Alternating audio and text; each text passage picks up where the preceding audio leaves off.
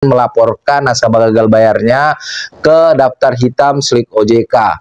Bukan tanpa alasan teman-teman, karena meningkatnya para gagal bayar ini.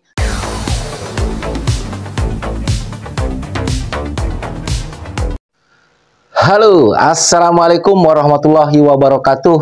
Jumpa lagi bersama saya di channel kesayangan kita semua, Faiz Official Pinjol. Apa kabar saudara-saudaraku semua?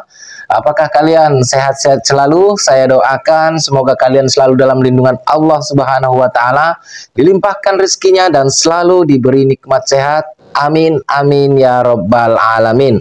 Nah, di video kali ini saya pengen membahas tentang hutang setelah 90 hari, ya, apakah dianggap lunas oleh pihak pinjolnya, ya. Namun sebelum itu, seperti biasa buat teman-teman yang baru saja bergabung dengan channel ini, pastikan kalian sudah support saya dengan cara subscribe channel ini dan juga mengaktifkan tombol loncengnya agar kalian itu tidak ketinggalan ketika saya mengupload video-video terbaru seputar pinjol tentunya di channel ini. Nah, baik teman-teman ya, karena banyaknya pertanyaan daripada teman-teman kita semua ya yang bertanya bahwasanya, Bang, benarkah kalau misalkan hutang pinjol kita setelah 90 hari itu dianggap lunas karena dari pihak OJK melarang untuk menagih, ya, kurang lebihnya seperti itu. Jadi ini yang akan saya bahas. Jadi buat kalian yang bertanya jangan di skip biar kalian paham tentang konsep 90 hari yang tidak boleh untuk ditagih ya teman-teman ya.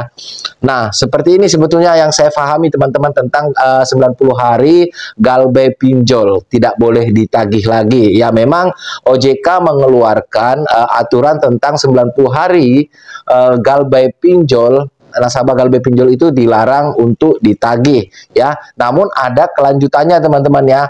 Kelanjutannya itu pihak pinjol boleh menggunakan pihak ketiga. Dalam artian di sini pihak ketiga itu boleh diartikan bahwasanya itu pengacara. Dalam artian kalian bisa dibawa ke meja hijau, digugat secara perdata seperti itu ya teman-teman ya. Kita pahami dulu sampai sini. Nah, namun kenapa Bang kok misal banyak sekali kasus yang sudah 90 hari itu masih sering ditagih oleh pihak DC pinjol? Ya, memang pihak daripada pinjol itu lebih memilih menggunakan jasa-jasa DC. Ya, walaupun sebetulnya mereka menabrak aturan dari OJK, ya, mereka tetap memilih jalan itu karena memang mahalnya biaya untuk menggugat kalian secara perdata ke pengadilan. Membuka sidang itu tidaklah murah teman-teman. Jadi bisa jadi juga tidak sebanding dengan nilai hutang kalian. Kalau hutang kalian cuma 2 juta, misalkan 3 juta, sementara membuka sidang itu lebih daripada itu. Makanya itu pihak daripada pinjol itu lebih memilih menggunakan DC-DC, ya. Sampai sini paham dulu ya teman-teman ya, kenapa pihak pinjol itu masih menagih walaupun ada aturan daripada OJK. Nah, maksud tersendiri oleh OJK itu ya juga teman-teman, kan 90 hari dilarang untuk menagih, ya, seperti itu kurang lebihnya. Gunanya untuk apa juga? Gunanya untuk biar pinjol melaporkan kalian ke otoritas jasa keuangan biar di blacklist BI checkingnya ya, atau Slik OJK-nya seperti itu teman-teman ya. Namun memang banyak sekali dari pihak-pihak pinjol itu yang memang enggan melaporkan nasabah gagal bayarnya ke daftar hitam Slik OJK. Bukan tanpa alasan teman-teman, karena meningkatnya para galbayer ini ketika semua yang galbay dilaporkan ke Slik OJK atau ke daftar hitam Slik OJK yang dulunya itu BI checking, tentunya itu akan mempengaruhi reputasi daripada perusahaan pinjol itu ya, pinjol tersebut teman-teman. Karena pinjol tersebut akan dinilai tidak mampu mengelola keuangan, bahkan mengakibatkan perusahaan keuangannya itu, jasa keuangannya merugi, dan itu juga bisa berujung pencabutan izin operasional teman-teman ya.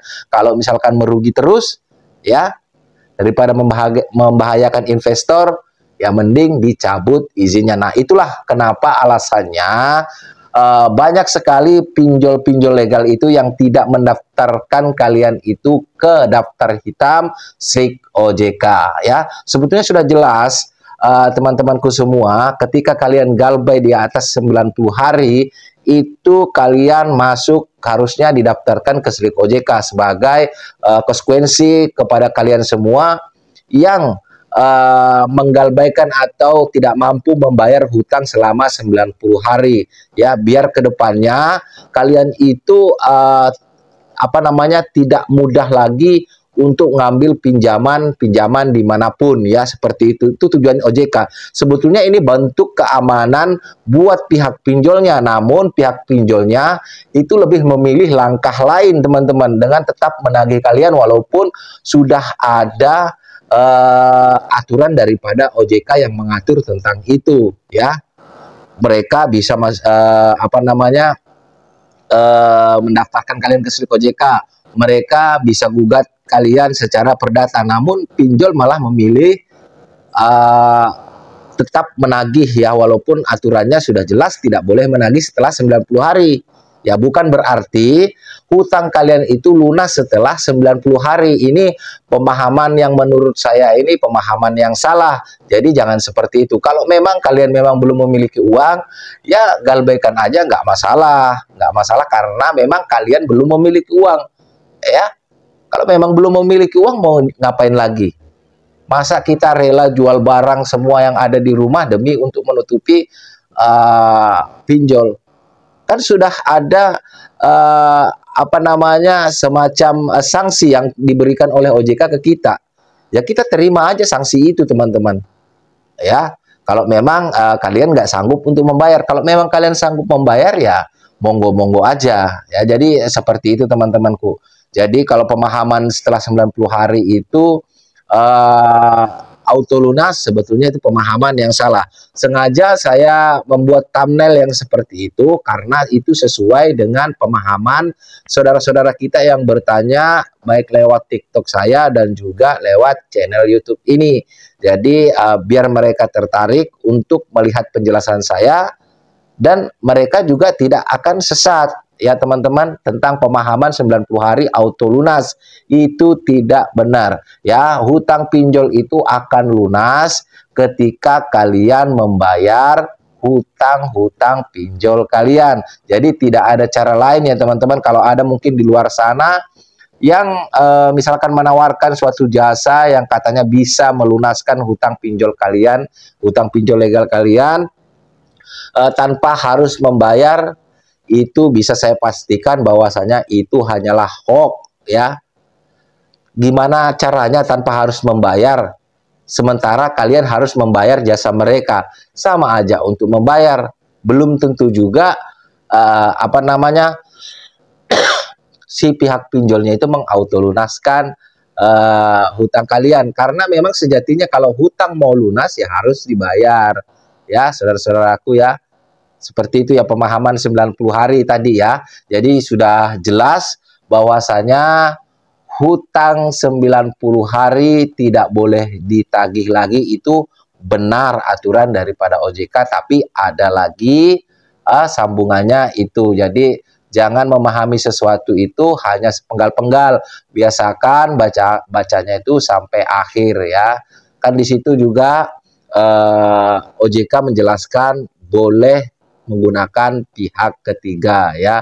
Pihak ketiga yaitu pengacara, dan juga kalian bisa masukkan orang itu ke daftar hitam SIK OJK sebagai one prestasi. Seperti itu teman-temannya. Gimana? Kalau misalkan ada pemahaman-pemahaman lagi lain di kepala kalian, kalian bisa komentar di video saya ini. Kalian bisa sharing juga ke kolom komentar apa yang kalian pahami tentang hutang 90 hari ini yang tidak boleh ditagih.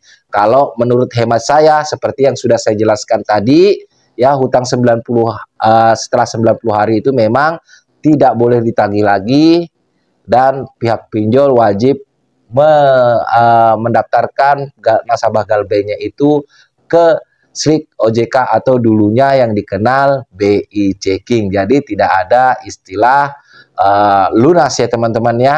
Itu menurut hemat saya ya. Jadi hutang hanya akan lunas ketika kita bayar ya. Sampai di sini pahami ya teman-teman. Ini boleh di-share ke grup-grup Galbe Pinjol kalian, nanti juga bisa dijadikan bahan acuan untuk kita berdiskusi ya. Tentunya saya tidak memaksakan kalian harus memakai pemikiran saya. Kalau memang ada pemikiran kalian, baru kalian bisa beradu argumen ya teman-teman. Baik, dari saya itu aja. Saya akhiri, wassalamualaikum warahmatullahi wabarakatuh. Salam hormat saya, Faiz Official Pinjol. Sampai jumpa di video-video berikutnya.